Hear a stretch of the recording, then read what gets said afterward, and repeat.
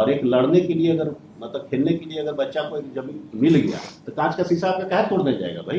ये तो मोहल्ले में खेलेगा, फिर तो आपका शीशा टूटते रहेगा, भले बॉलवा आप रखते रहिए। मोहल्ला में हर तरह का आदमी होता है, तो बॉलवा लौटा देता है, तो नहीं लौटाता है। करबे करेगा ये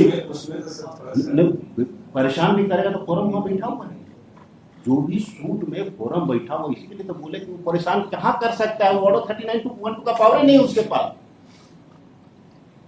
अगर आप वेनम निकाल लिए हैं, दतवे निकाल लिए हैं, हम तो ओपन कोर्ट में बोल रहे हैं, फिर ऑर्डर 39(1) नहीं चलेगा तो फिर आप कैसे परेशान कर देगा? वो वेनम निकाला हुआ है। एक चीज है कि कुछ पैसा मिलेगा। अरे पैसा अगर आपकी बात हम मान भी लेते फॉर द टाइम भी कि हमारा प्रिंसिपल डिस्ट्रिक्ट जज गलत जजमेंट देता, फर्स्ट अपीलेट कोर्ट गलत जजमेंट मान लेते हैं फॉर द टाइम भी, गलत इन द सेंस कि आप नहीं एक्सेप्ट कर रहे हैं, उसके हिसाब से आपको कुछ पैसा देना पड़ेगा। What the harm? क्या हार्म है?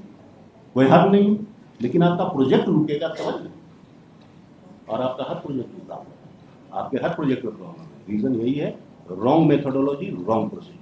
ऐसा नहीं कि आपको इमीडिएटली पैसा देना, जब आप एक्सेप्ट नहीं कर रहे हैं, डिस्प्यूट कर रहे हैं, तो whether it has to be monetised और नॉट, वेदर इसका मोनेटाइजेशन होगा कि नहीं होगा, कल तो वो डिसाइड होगा ना।